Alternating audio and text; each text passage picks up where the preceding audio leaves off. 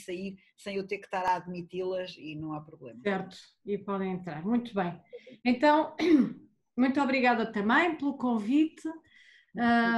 Penso que a maior parte, e muito particularmente a professora Ana Rodrigues, naturalmente, que me convidou, penso que são todos alunos. Eu por acaso conheço aqui algumas pessoas aqui do Porto, o José Franco, a Cristina Azurara, a Diana, mas de uma maneira geral são pessoas que estão, só para eu aqui perceber o contexto, que estão a trabalhar, fundamentalmente a participar neste seminário, é isso? São alunos do seminário?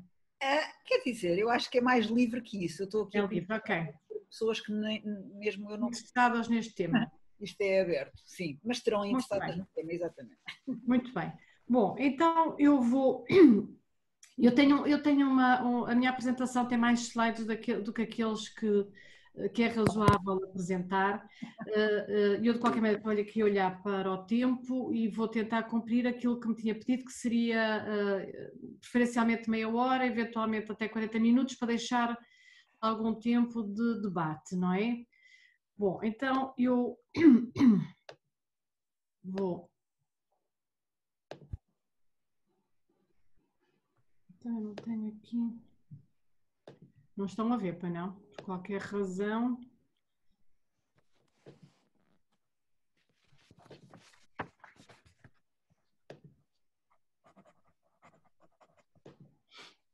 Estranho, poderia aparecer aqui logo...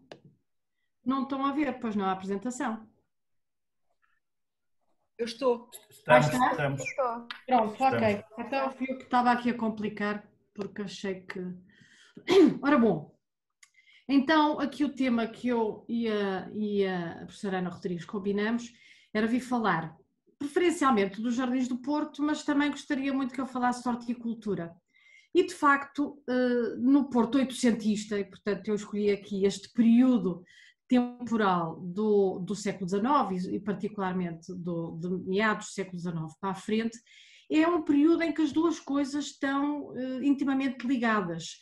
E eu até trago uma frase que eu gosto muito do Duarte Oliveira Júnior, que era enfim, uma figura notável do Porto, um jovem culto que estudou em Inglaterra e que em meados da década de 60 regressa, depois dos seus estudos em Inglaterra, regressa a Portugal e vai ser redator de um famoso jornal especialista, o Jornal de Horticultura Prática, que foi editado durante muitos anos, 2 décadas pelo menos, ininterruptamente e mensalmente, uma coisa extraordinária.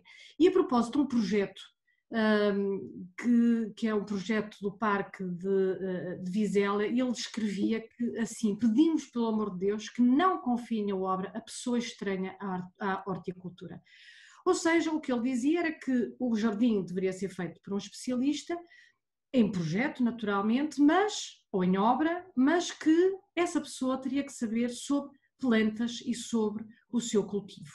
E portanto estamos aqui a falar sobretudo de horticultura ornamental, mas estamos a falar naturalmente das plantas, porque é um facto que com a Revolução Industrial e sobretudo com os efeitos da Revolução Industrial, no desenvolvimento dos transportes, na criação de um conjunto de comodidades, até às vezes coisas pequeninas como estufas de viagem, que permitiram coisas tão simples como transportar plantas ou plântulas e também fazer as viagens mais curtas, mais confortáveis, o que permitiu que daqui da Europa, em particular, se fizessem viagens aos 4 cantos do mundo e particularmente com efeitos notáveis naquilo que foram as novas espécies que foram encontradas, conhecidas e recolhidas à América Central e à América do Sul. E, portanto, houve aqui uma oportunidade extraordinária, sobretudo, não é nova, como sabem muito bem, mas que ganhou dimensões extraordinárias após a Revolução Industrial e, sobretudo, no século XIX. Portanto, o conjunto de espécies, a diversidade florística disponível para os jardins tornou-se absolutamente extraordinária, sem precedentes. Claro que isto acompanhou os movimentos também no domínio da botânica, da história natural, mas interessava a todas as pessoas, não apenas a especialistas, mas ao homem comum. E por isso muitas destas plantas passaram a estar disponíveis em estabelecimentos comerciais e eram também motivo de organização de exposições temporárias, que elas próprias eram também trabalhos de arranjo paisagístico interior destas plantas que interessavam, como eu dizia, também às sociedades, nomeadamente às sociedades hortícolas, sociedades de horticultura, que estudavam as plantas, muitas vezes conjugavam também os botânicos e permitiam o seu conhecimento e a sua divulgação e a sua utilização. Portanto, as exposições que se tornaram comuns e acessíveis. Este movimento muitas vezes foi patrocinado pelos estabelecimentos de horticultura. Portanto, já não foram os reis, não foram as pessoas muito endinheiradas, não foram necessariamente os jardins botânicos, estabelecimentos de ensino, mas os estabelecimentos hortícolas passaram a ter um papel fundamental na contratação de pessoas, no financiamento destas viagens botânicas, que permitiram pessoas, alguns deles até projetistas, estou a pensar no Edouard André, uma figura francesa muito conhecida, um grande projetista francês, que ele próprio fez viagens até à Colômbia para trazer efeitos arbóreos, enfim, portanto era muito comum, não apenas botânicos, mas também outras formações e sobretudo pessoas muito interessadas nas plantas em geral que fizessem estas viagens.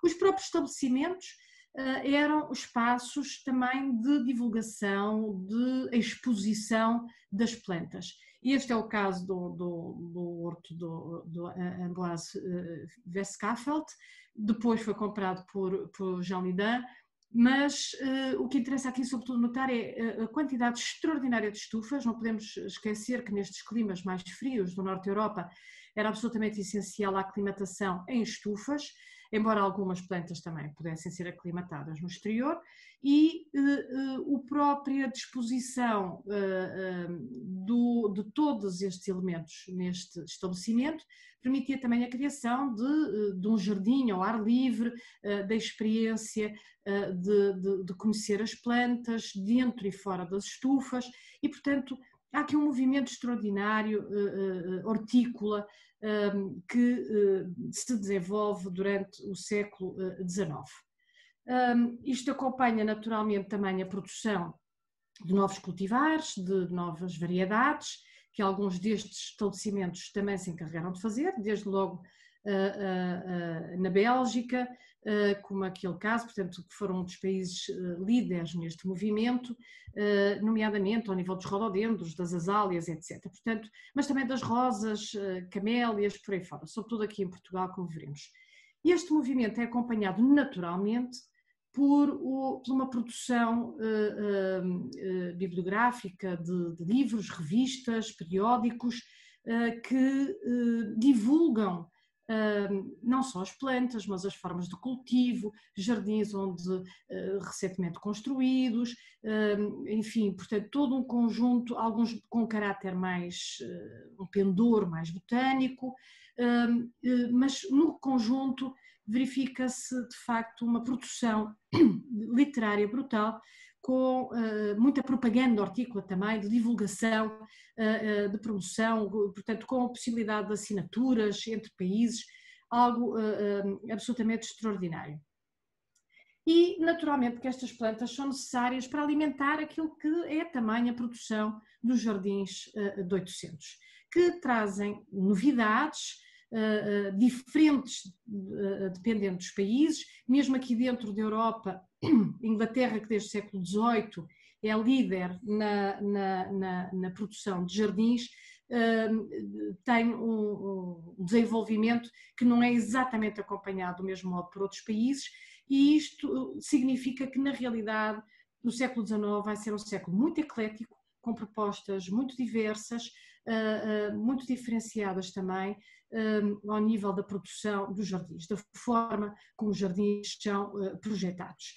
E há de facto uma diversidade grande, desde logo algum pendor pitoresco que vem desde o século XVIII e que permanece, portanto, de imitação sobretudo da natureza, a recriação de uma natureza mais ou menos pristina. Aqui já vemos claramente a introdução de exóticas que aparecem de alguma forma com algum destaque no jardim, de tal forma que vai ser desenvolvida esta ideia de não só do picturesco, mas também do gardenesque, no sentido de trazer um caráter um pouco mais doméstico, mais contido, mais o domínio do jardineiro para o jardim, no qual é privilegiada a apreciação individual das plantas e também do seu todo. Isto muitas vezes é visto como um pontuar de plantas pelo jardim, mas na realidade o que se pretendia era que as plantas tivessem condições para poderem ser expostas, não como numa exposição efêmera, temporária, mas poderem ser apreciadas, no sentido de poderem ser apreciadas em toda a sua plenitude, desde a sua base. Muitas vezes até se faziam os montículos, portanto, fazia-se uma elevação para a plantação da árvore, mais frequentemente a árvore, porque ela pudesse ser apreciada desde a sua base, a inserção dos ramos, desde o seu colo, para se tirar partido da apreciação do tronco, enfim, portanto, apreciar as plantas que eram absolutamente desconhecidas. Portanto, este é um período em que muitas das plantas que para nós hoje são comuns e que muitas vezes passamos por elas sem nos admirarmos, foram novidades extraordinárias noutro tempo.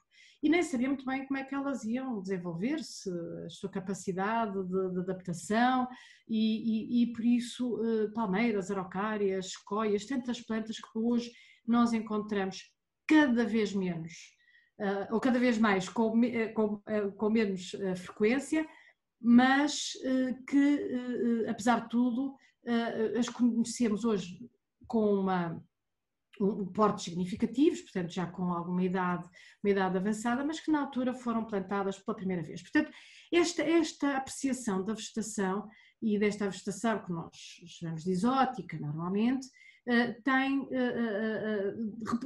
um reflexo também na forma de fazer os jardins. Fazer coleções também, coleções de coníferas, coleções de palmeiras, enfim, portanto, valorizar a espécie botânica que é simultaneamente fonte de apreciação, fonte de prazer. Há outros modelos também que se aplicam muito aos canteiros de herbáceas e que muitas vezes não significaram fazer um jardim de novo, mas criar condições numa parte do jardim, e isso aconteceu muito em Inglaterra, muito cedo, com os parques pitorescos, com o jardim paisagista inglês, que passou a receber novamente um terraço junto à casa, à habitação, ao palácio, para ter aquilo que se chama um jardim florista em português, ou flower garden em inglês, ou seja, um jardim sobretudo de flores extraordinárias, de cores espantosas que chegaram à Europa e que precisavam deste pormenor, deste cuidado, desta escala para poderem ser suficientemente apreciados. Foram combinados de acordo com as suas cores, foram, enfim, objeto também de análise dentro das teorias de cor, para ver como é que se deveriam combinar, conjugar, e portanto isto vai também coincidir e apoiar este regresso do jardim formal num terraço junto à habitação, que é o que passou a acontecer frequentemente em Inglaterra. Há outros casos, como por exemplo aqui o jardim, o Parque de Battersea, que vai ter um espaço dedicado àquilo que eles chamam o jardim subtropical, em que se pretende recriar algo mais naturalizado, utilizando espécies exóticas que vêm realmente dessa região tropical ou subtropical. Claro que nós hoje olhamos para isto e vemos que na realidade há formas muito contidas, muito geométricas até, ver com a contenção, a manutenção, a proteção destas próprias espécies, portanto não tem aquele caráter exuberante das paisagens nativas, mas porque têm que ser muito acarinhadas e muito protegidas e também muito apreciadas. Portanto, na realidade, há aqui também outras formas de, sem alterar significativamente o parque, de introduzir estas novidades no jardim. Estas novidades podem ser das mais diferentes plantas e esta forma redonda que aqui em Portugal se designa da safato, o carpet bedding em inglês, ou os carpet beds, que passaram a ser também moda nos nossos jardins, e Oliveira Júnior, frequentemente no Jornal da Horticultura Prática, fazia menção a estes açafatos, porque eram normalmente de forma redonda, e como é que se deveriam usar as plantas, tirando partido delas, fazendo um conjunto agradável de apreciar e expondo aquilo que eram, de novo, repito, plantas novas.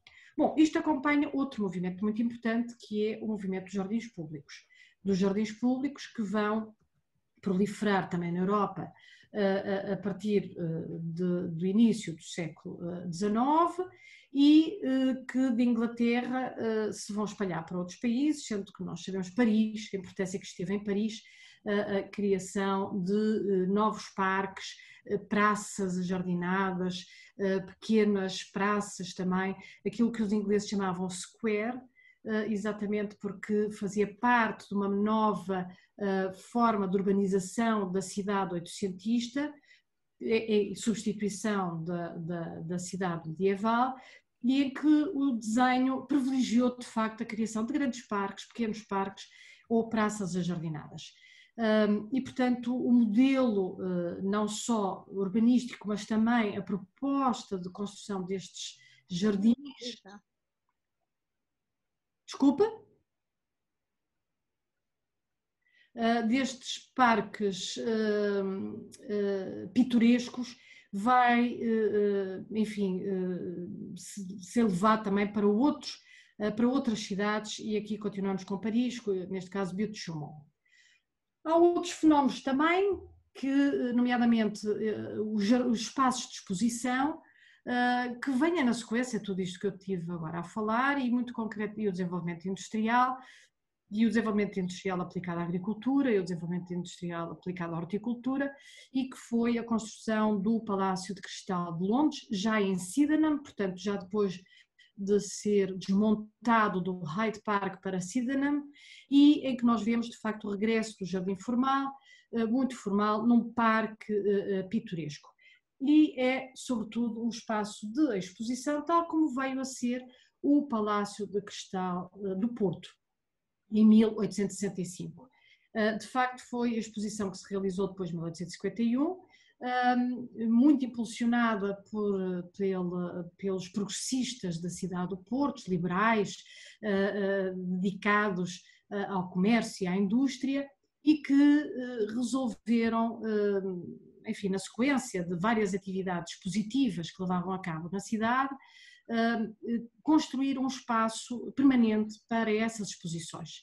E não descuraram de todo, pelo contrário, valorizaram de sobremaneira a construção de um parque associado a este edifício, que são hoje o que nós chamamos de Jardins de Palácio de Cristal, e que era um recinto fechado, que pertencia à Sociedade do Palácio de Cristal portuense, mas que teve o objetivo, primeiro, desde logo a sua fundação, de estar aberto ao público. E, portanto, ser um espaço de passeio, onde várias atividades ao ar livre iriam decorrer, com, inclusivamente, aqui nesta extremidade, as estufas para coleções de plantas. Portanto, uma atividade permanente de grande interesse. E onde aconteceram muitíssimas exposições. O palácio foi demolido em 1933, mas durante de 65 a 33 recebeu com maior ou menor intensidade várias exposições, algumas delas exposições hortícolas, de rosas, dos mais diferentes, muitas vezes mistas, não é? Com várias espécies, exposições de horticultura em geral. O recinto é grande e, na realidade, o que nós vamos encontrar é um jardim também florista à frente do edifício, portanto, aqui a entrada. Embora o resto do recinto, na sua maioria, seja de caráter pitoresco. Na realidade, a entrada, tal como noutros exemplos que eu já dei, do próprio Palácio Cristal de Londres, em Sydenham, ou os jardins formais nos terraços que rapidamente se desenvolveram a partir das primeiras décadas do século XIX em Inglaterra, também aqui vamos encontrar um jardim florista, um jardim que recebe as pessoas e que enquadra o edifício. Também temos aqui o outro jardim, pequeno jardim. Bom, e aqui está esse pequeno jardim, já demolido há muito tempo, e que basicamente eram canteiros relevados que permitiam ver, tal como naquelas imagens que eu mostrei anteriormente, permitiram trabalhaste muito? ver expor as plantas, não faz mal. algumas das plantas que eram novas e que chegavam à cidade. Aqui mais algumas imagens deste jardim e com algumas das espécies mais notáveis que chegaram à cidade e que podem ter sido plantadas pela primeira vez. Mas tu aí não estás a usar as tuas roupas. Estamos aqui com uma interferência. Mas era de quem? Olha, desculpe, eu pedi a todos para desligar os microfones durante a conferência. Eu acho é que não está a ouvir. Muito bem, mas isso está tudo a encaminhar-se, não é? Maria Antônia. Sempre fizeste aquelas compras. Deixa eu ver se eu consigo. Eu acho que nós às vezes conseguimos desligar. É só porque eu estou a ficar... não. A máquina... Tem como ativar o mudo. A caldeira... Não sei se você está vendo essa opção. Ok. Bom, eu vou tentar não me dispersar. Não é fácil. Ora bom, e estava a falar, nomeadamente, um conjunto de araucárias que esteve presente nestes jardins, do quais apenas agora temos apenas uma pequena coleção. As coleções são também, aqui no Palácio, não só de plantas, mas havia também de animais, o jardim zoológico, eram espaços de passeio. Portanto, esta ideia da grande avenida que vemos aqui logo de início, eu não chamei a atenção, chamamos a Avenida das Tílias, já desde o início. Portanto, o passeio são jardins naturalmente adaptados ao recreio público e ao recreio de grandes massas, com espaço para sentar, com coreto, com chalé para bebidas, comidas e bebidas frias, enfim, tudo aquilo que era necessário para o recreio ao ar livre, sobretudo da burguesia em Pinheirão. Quem fez este projeto foi Émile Davy, um alemão que a Sociedade Palácio de Cristal portuense convidou depois de ter consultado Peter Joseph Lenet, um dos arquitetos paisagistas mais notáveis do século XIX na Europa e que era o diretor de uma escola em Potsdam e Berlim. Contactado pela Sociedade do Palácio de Cristal portuense, ele sugeriu Émile Davy, um jovem, para fazer então o projeto do Palácio de Cristal. E temos feito alguma investigação no sentido de conhecer melhor, porque muitas vezes estamos afastados daquilo, também por causa da língua, daquilo que foi o trabalho no século XIX na Alemanha, mas é um trabalho extraordinariamente rico. E sobretudo esta escola é extraordinária e de facto encontramos muitas semelhanças entre aquilo que foi trabalho feito por alguns dos professores de Émile Davy e o seu próprio trabalho. Desde logo aqui no tal jardim florista, na entrada do Palácio, dos Jardins do Palácio de Cristal, e que Repton nos dizia que devia ser sempre um flower garden, um jardim florista, tem que ser um objeto distinto e destacado do cenário geral de qualquer lugar. Quer pequeno, quer grande, quer mais variado, quer mais formal, tem que ser protegido, portanto tem que ser um espaço de certa forma contido nessa relação normalmente com o edifício.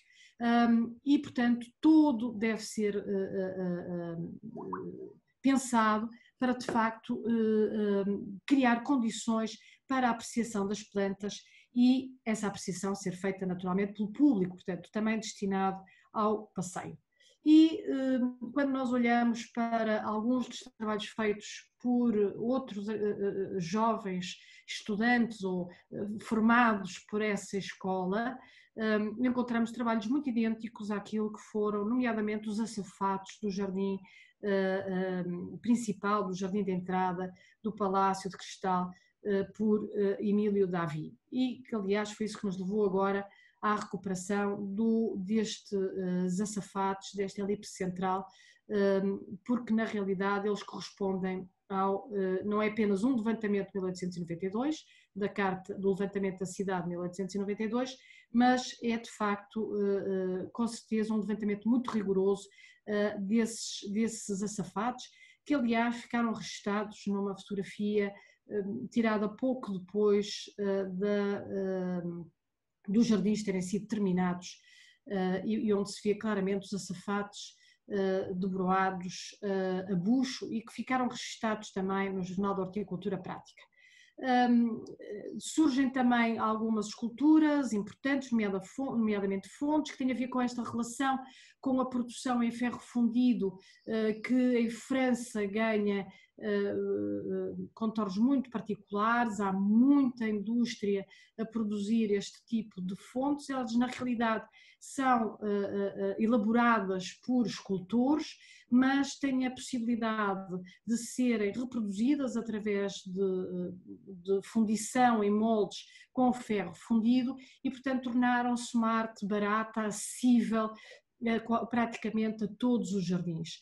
E é isso que vai acontecer também aqui nos Jardins do Palácio de Cristal, com as duas fontes e também com as esculturas que neste momento ficaram no jardim, provavelmente resultado da exposição de 1865, onde elas poderão ter estado expostas. Existe uma interpretação minha, e que poderão ter ficado no Palácio de Cristal, eventualmente compradas pela Sociedade Palácio de Cristal e colocadas no Jardim Florista.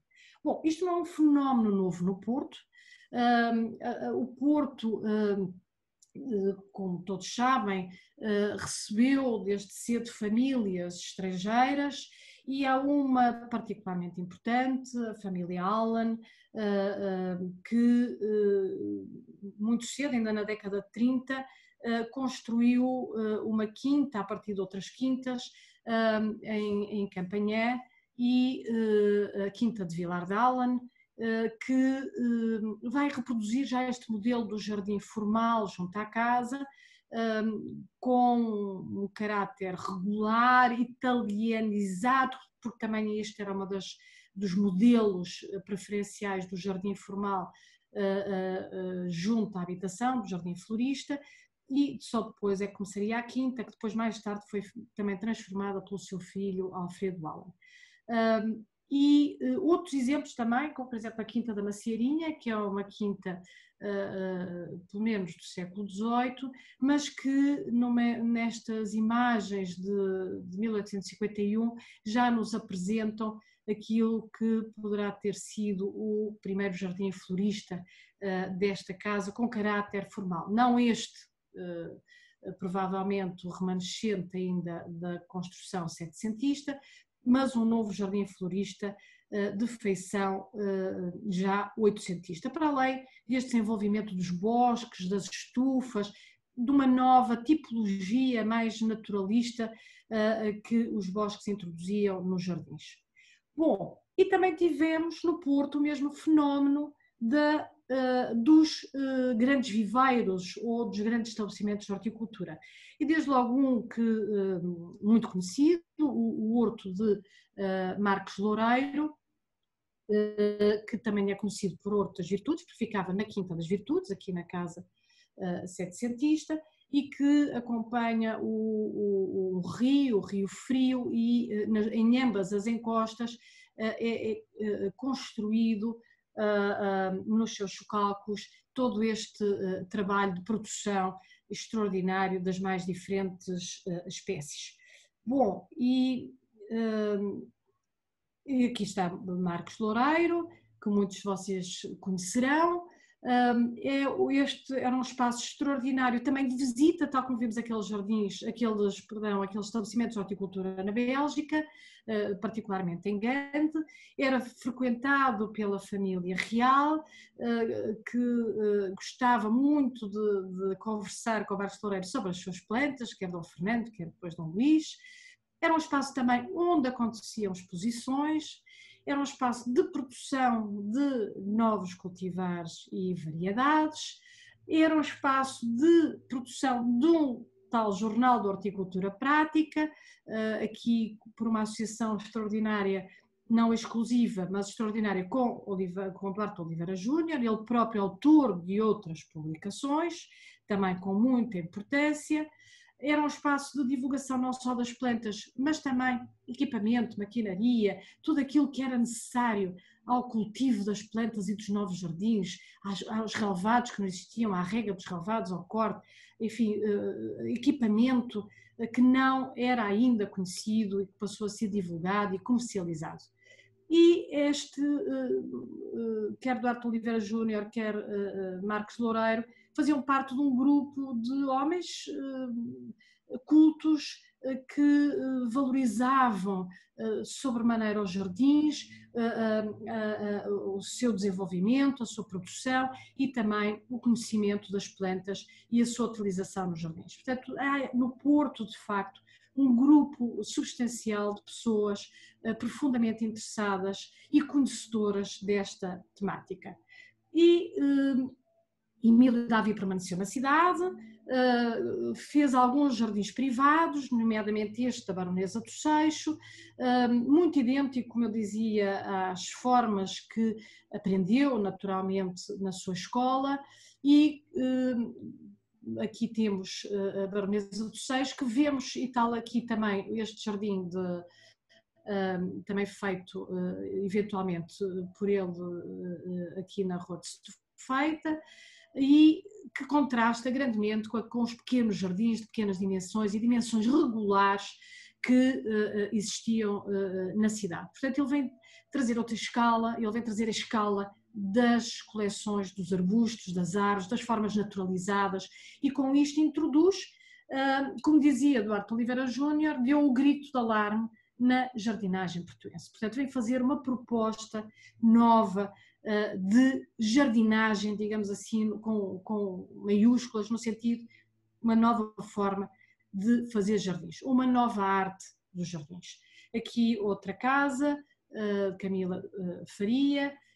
Muitos destes jardins estão modificados, bastante modificados, ou até totalmente desaparecidos, e isto levou a que Marcos Loureiro convidasse Emílio Davi para seu sócio no seu estabelecimento de horticultura à Quinta das Virtudes. Bom, eu sei que estou mesmo no limite, mas vou ainda mostrar só mais umas imagens, se calhar vou mesmo precisar de mais 10 minutos.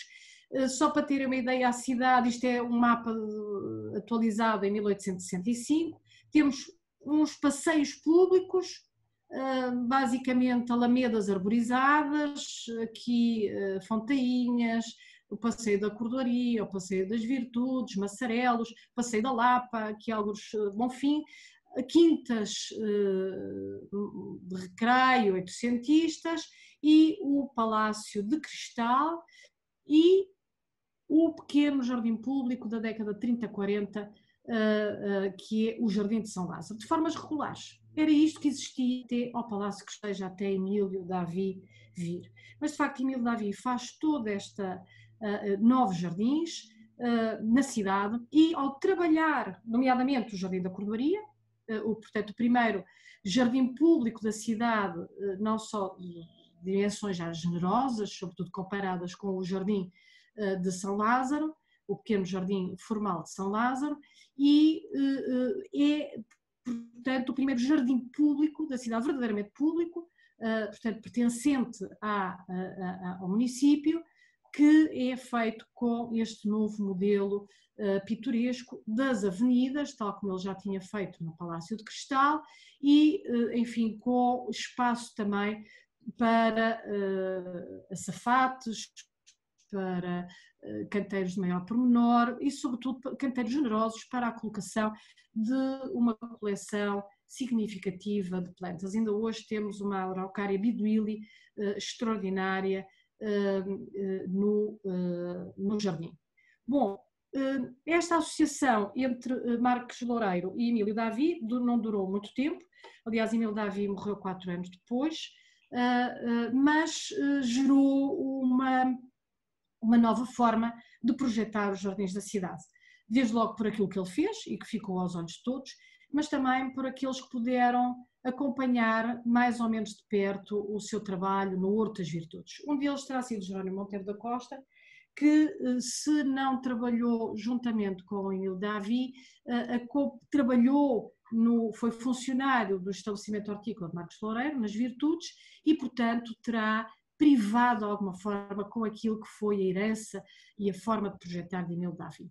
Ele foi um homem muito importante na cidade do Porto, porque também foi chefe jardineiro do Jardins Palácio Cristal, portanto a pessoa encarregue do Jardins Palácio Cristal depois de Emílio Davi sair, ou pouco depois, foi chefe da repartição dos Jardins da Câmara Municipal do Porto.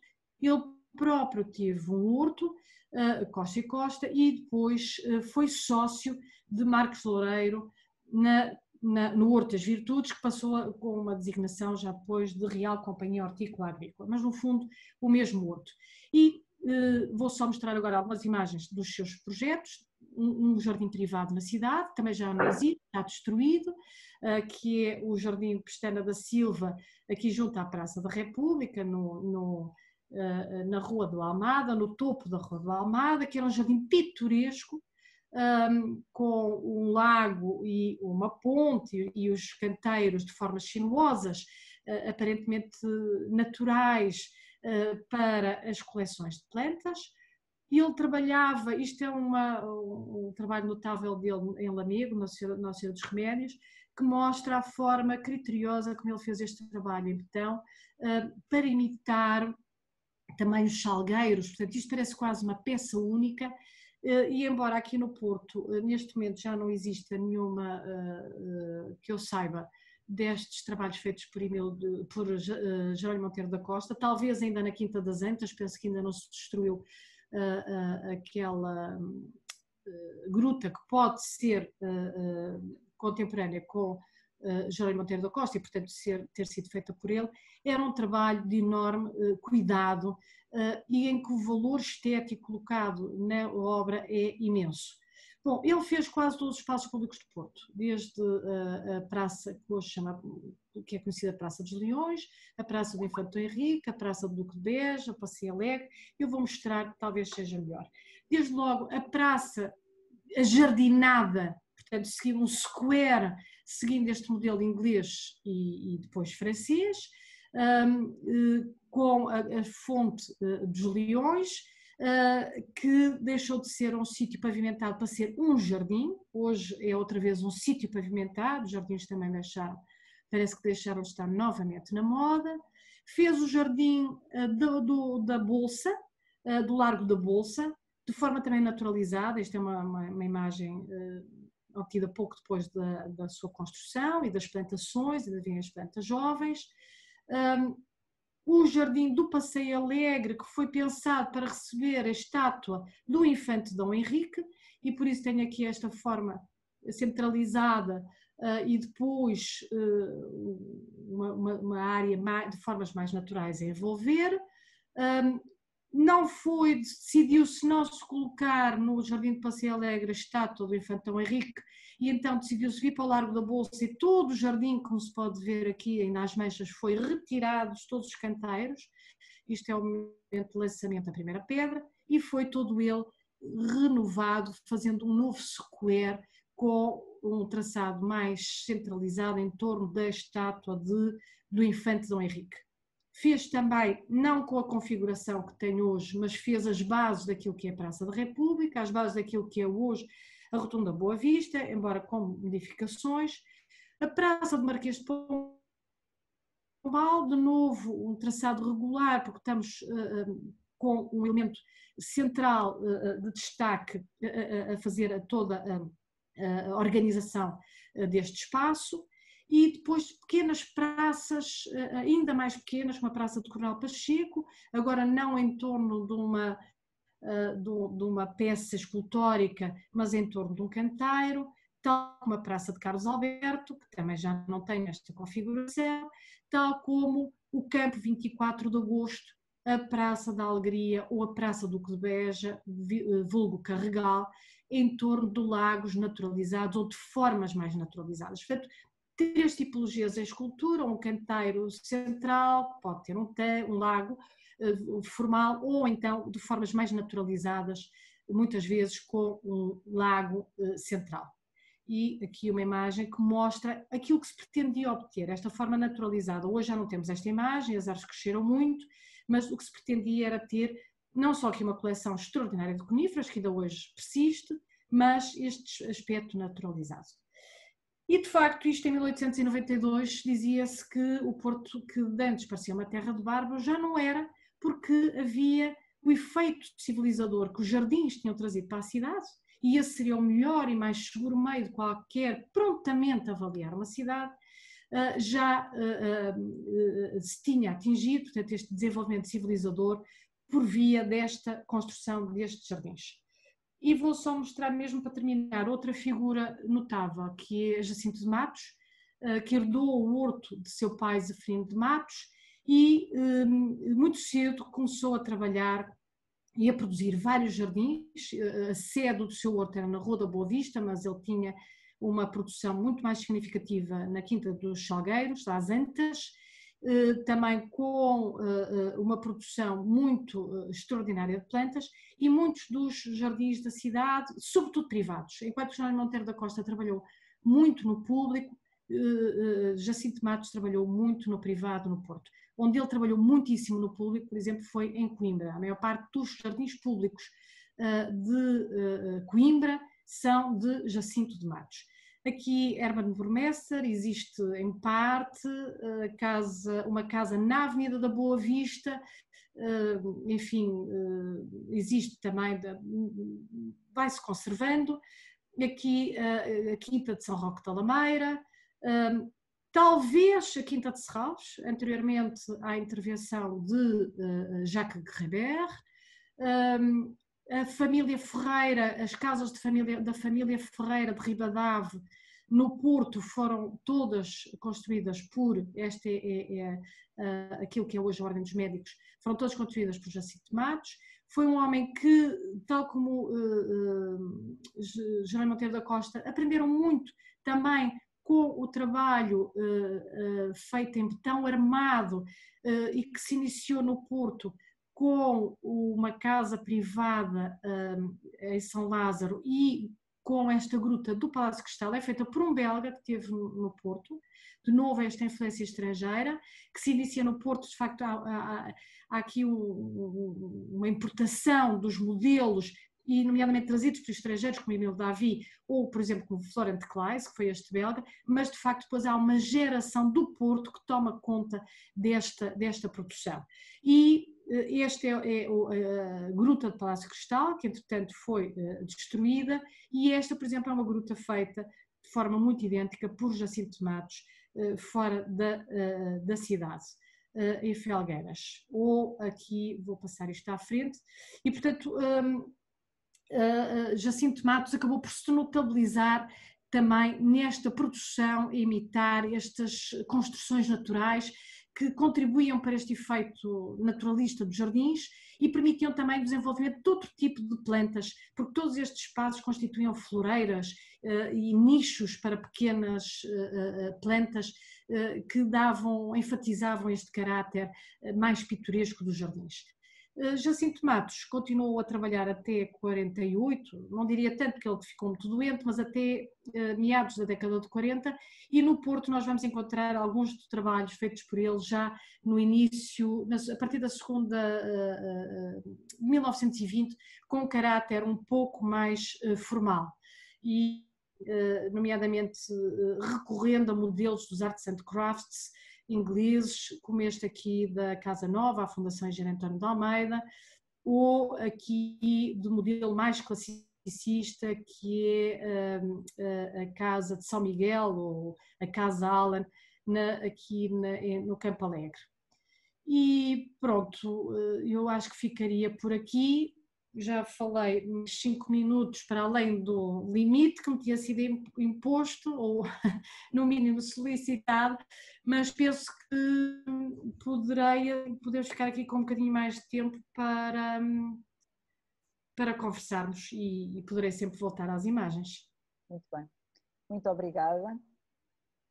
Fantástico, muitíssimo obrigada. Foi aqui uma viagem pelos Jardins do Porto e pelos homens que estão por trás destes jardins, públicos e privados, uns mais conhecidos, outros menos. E por isso agora agradeço imenso à professora... Espero não ter falado muito depressa, não sei se... Não, para mim eu achei ótimo, as imagens são lindas, está tudo ótimo. Quer dizer, só algum colega estrangeiro é que pode ser mais difícil, mas... Pois foi. Então, mas isso é outra coisa. Foi. Não foi fácil. Então agora está aberta a sessão. Portanto, se alguém quiser fazer alguma pergunta, pode começar. Se não, eu também tenho aqui 2 perguntas. Eu quero fazer. Então, é a Marta? Sim, sou eu. Então lá, Marta, diga. Tirasse a fotografia e se pusesse a si própria. Não consigo, eu estou a tentar, mas eu não estou a conseguir. Bem, eu detesto dar aulas para estes quadradinhos pretos e acredito que as pessoas que estão a falar também não gostam muito de os ter aqui. Eu também costumo pedir para ligarem é horrível, mas... Eu era assim, bem, se forem todos quadradinhos pretos, parece que estou a falar para as paredes. Por amor de Deus, alguém põe a figura. Então, Marta, diga lá. Quando falou da gruta, essa inspiração é dos jardins do Bouchamont, de Paris, porque também é muito, nós falamos em ciência e cidade dessa facto da gruta no jardim, de ser já um jardim aberto para as pessoas, uma parte mais natural, ou seja, para as pessoas, para toda a gente, não é só para os novos ou para uma elite, mas aberto a toda a gente, para toda a gente poder ter acesso à natureza dentro da cidade. E a minha pergunta é essa a inspiração? É uma delas? Mas estava a falar da gruta em concreto? Sim, a gruta em concreto. Da gruta e Butte-Chaumont? Sim. Bom, a criação e eu por acaso não mostrei aqui uma das imagens mais conhecidas do Palácio de Cristal, que é a Gruta de Camões. É uma gruta feita com pedra de facto. Portanto, a criação de elementos rochosos ou de imitação de elementos rochosos é algo que começa a acontecer cedo com os jardins de formas mais pitorescas e que vêm sobretudo a partir do século XVIII, não é? Em Inglaterra. Ou de elementos naturais, por exemplo, com troncos, faziam-se também umas cabanas, portanto, tudo aquilo que pudesse serem alegorias de formações naturais,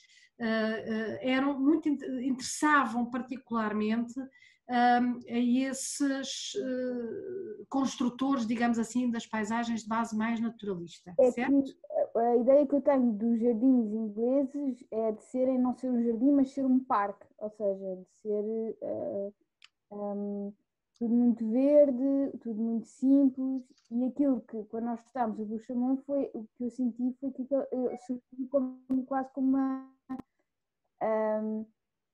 uma inovação, ou seja, criar essas grutas artificiais. Eu acho que os ingleses, no meu ponto de vista, são mais naturalistas.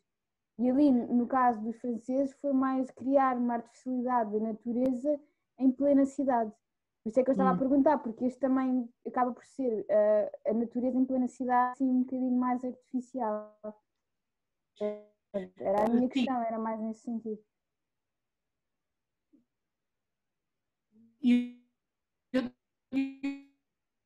Eu ia já lá chegar, porque o conceito é um conceito antigo. Na realidade, quando diz que vê muitos dos jardins ingleses, parece que não estão tão próximos da cidade, é porque na realidade, no século XVIII, os jardins ingleses eram de facto aqueles que nós conhecemos, não é? Como o jardim paisagista é um modelo que se desenvolve no privado E só no século XIX é que nós começamos a ter os modelos no espaço público. E a Inglaterra também os fez.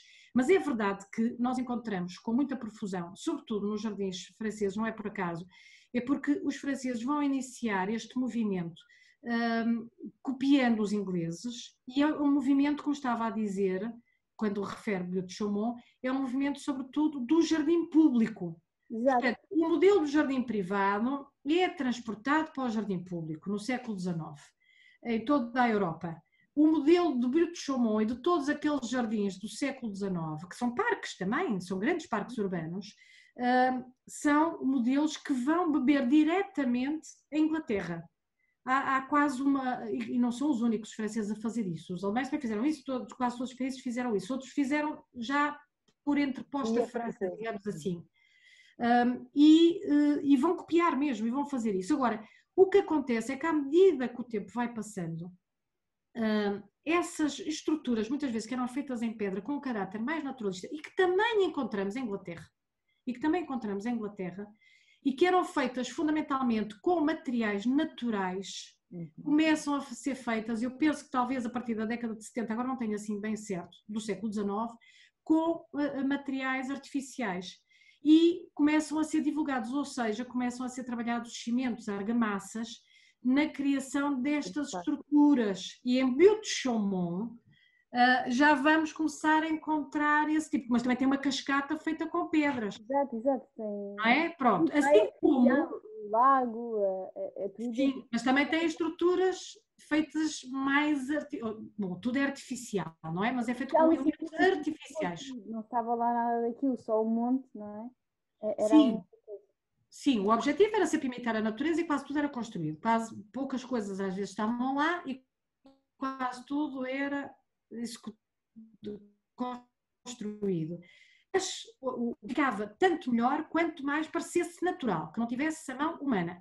E o que o cimento, as argamassas vêm trazer é essa possibilidade de mimetizar mais a natureza. Portanto, nós, quando temos esta gruta aqui no Palácio Cristal, que tem a possibilidade, inclusivamente, de ser toda revestida com plantas, vai aproximar-se mais desse ideal de uma natureza natural, passa a redundância, por oposição a alguns elementos feitos em pedra, mas feitos da mesma maneira, enfim, o objetivo era que tivessem também essa capacidade de imitar a natureza, mas que não tenham muitas vezes a mesma leveza que o betão passou a ter. E por isso, algumas estruturas, nomeadamente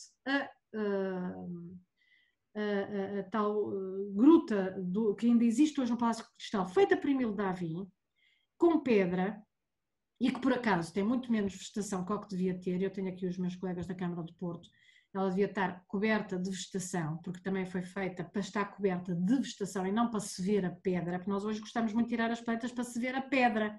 O objetivo, eu mostrei-vos há pouco ali a Casa de Olhos Médicos, uma vez cheguei lá, estavam na gruta com um jato de água a limpar a gruta para tirar os limos e os musgos e tudo isso, quando o objetivo é exatamente o oposto. Portanto, só para concluir, de facto, o Biot de Chaumont, tal como tantos outros parques, foi inaugurado em 1867, com a Exposição de Paris, que foi, digamos, o último grande parque deste conjunto de parques e pequenos jardins e pequenos parques e squares ajardinadas, deste grande movimento da Alfand, da Barrière des Champs, etc. Todos estes jardins, e nomeadamente Biot de Chaumont, vão imitar o modelo inglês, mas vão adicionar naturalmente, à medida que vai sendo possível. Repare, Biot de Chaumont tem muita pedra do que restou daquela exploração, não é? Mineira, e vão adicionar, de facto, à medida que a técnica de manipulação destas argamassas que recobrem estruturas em pedra, e muitas vezes também com ferro, para sustentar aquelas colunas e as estalactites, as estalagmites, vão se aproximar deste ideal novo. E aí, de facto, franceses e belgas vão fazer um trabalho absolutamente notável. Os nossos portugueses, nomeadamente Jerónimo Monteiro da Costa e Jacinto Matos, vão já vão apreciar estas construções sobretudo e particularmente a partir realmente do caso francês e do caso belga, onde estas construções mais se notabilizaram. Está bem?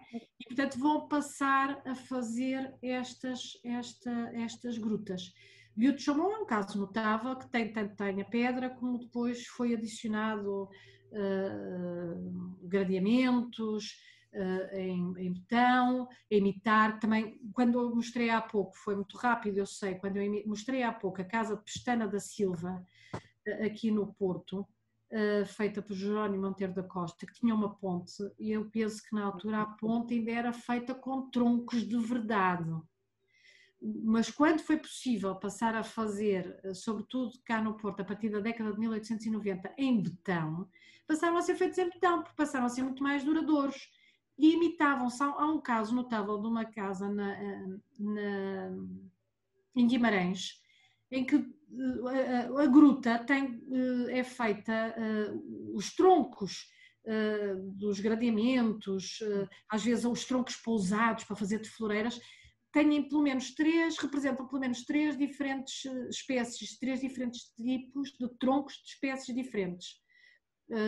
Porque muitas vezes achamos que é só o sobreiro, mas não é só o sobreiro. Claro que o sobreiro tem aquela casca espetacular, não é? Mas também o pinheiro, que dá aquelas escamas, também resulta muito bem. E um outro tronco mais liso, mas enfim, com um trabalho pormenor. Portanto, isto eram artistas, não é? Eram artífices também, que sabiam fazer isto com muito cuidado, com muita atenção. Portanto, passou a ser, por um lado, uma vinculação muito clara até às espécies vegetais, passou a ser muito mais duradouro e continuou a manter esse caráter aparentemente mais natural. Mas é isso que disse bem, Mara, é isso. De facto, os franceses e os belgas avançaram mais neste tipo de trabalho. Obrigada. Muito bem. Obrigada. Obrigada. Mais alguém tem alguma pergunta? Bem, então se calhar vou só fazer uma pergunta, que era como é que eles todos, eles e os outros face a eles, como é que eles auto-intitulavam? Era como horticultores, jardineiros, estes homens todos que aqui falou, o Jacinto Matos, o Jerónimo Monteiro da Costa, eles diziam de si próprios, viam-se como horticultores, jardineiros ou arquitetos paisagistas? Como é que eles falavam entre eles? Olha, eles pessoalmente nunca usaram, que eu tivesse encontrado, o título de arquiteto paisagista. Muito bem. O Jerónimo Monteiro da Costa usava sempre jardineiro paisagista. Portanto, aquele que faz jardins, embora também fosse horticultor. E o jardineiro paisagista é exatamente, portanto, jardineiro no sentido daquele que faz jardins, não com a designação, ou melhor, não com o sentido que nós damos hoje ao jardineiro, e paisagista porque fazia jardins à moda paisagista. No fundo é a tradução de landscape gardener, que era o termo mais usado para aqueles que faziam jardins a partir do século XVIII, que deixaram de ser, embora, por exemplo, o nome também era jardinier, não é? Passaram, portanto, a usar o paisagista, assim, quase como um subtítulo, não é? Fundamental, para dizer que não queriam mais o estilo antigo, que era o jardim formal. E, portanto, isto passou a ser, de facto, o jardineiro paisagista. Nós hoje usamos mais paisagista no sentido da paisagem como um todo, mas o landscape gardener era, de facto, aquele que fazia o jardim à moda do jardim paisagista. O Jacinto Matos, curiosamente, que foi um homem que produziu muito mais jardins do que o Jerónimo Monteiro da Costa. Ele teve uma vida longa, ele morreu com 80 e poucos anos, o que à data era significativo, não é? E eu lembro, a certa altura, de ter lido que ele início da década de 40, talvez, já tinha feito 650 jardins privados, o que era significativo, mas muitos jardins públicos. A maior parte do jardim público de cada uma das nossas terras é feita pelo Jacinto Matos. E, portanto, apesar desta produção extraordinária, ele chamava-se quase sempre horticultor e também horticultor paisagista, também usa essa designação. Muito bem. Apesar de ser seguramente um grande projetista. Pois, exato. E Mas cá em é isso, Lisboa, eu acho que, desculpa, é esta ideia de que os jardins se fazem, sobretudo com plantas. E que quem não soubesse verdadeiramente claro, de claro, plantas, claro. não podia Não fazer podia ser. jardins. Cá em Lisboa também, nestas décadas, sim, 60 ou 90, 1800 e tal, encontro, já se fala em arquitetos paisagistas, mas Sim. não relativamente aos nossos. Aos nossos, Ou exatamente. seja, eles Sim, falam sim. de arquitetos paisagistas, mas é para falar do francês Exatamente. ou de outros, que deve ser Exatamente. até curso, não é? O tal curso que era preciso Sim. ter mesmo um E há arquiteto. outro, mas é curioso que eu encontrei já mais do que uma vez, mas recordo uma vez relativamente a La Salette, ao Parque de La Salette, em Oliveira das Mães, que foi feito por Jerónimo Monteiro da Costa e pelo filho, José Monteiro da Costa, e em que se referem a eles como arquitetos paisagistas. Pois, Isso bem, na isso é década fantástico. de 10, ou ainda na primeira década de 1900, ou já na década de 1910, mas se for 1910 é do início. E referem-se a eles como arquitetos paisagistas. Portanto, eles não só intitulam. Eu acho que há aqui um problema com a arquitetura, com a ideia da arquitetura, porque, sem querer agora tirar muito tempo, mas de facto no século XIX há uma grande cisma, no final, na década de 70 há uma grande cisma entre arquitetos e os tais jardineiros paisagistas. Os arquitetos começam a reclamar fazer o jardim e como só sabem fazer o jardim de forma regular, o jardim para eles, e é isso que eles passam a defender, é o jardim regular, o jardim formal em relação com a casa.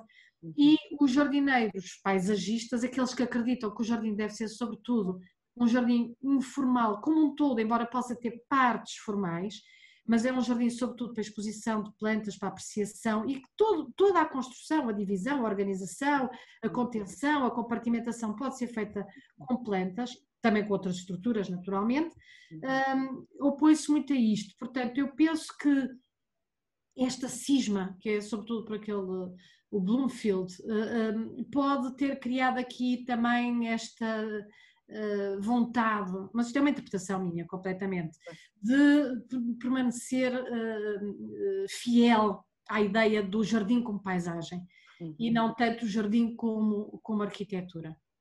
Nós agora usamos arquitetura paisagista por outra razão, mas atenção que nunca foi fácil o termo arquitetura paisagista, nem foi montado. Mas alguns franceses, aqui em Lisboa sente-se mais influência francesa, aí no Porto nota-se mais influência.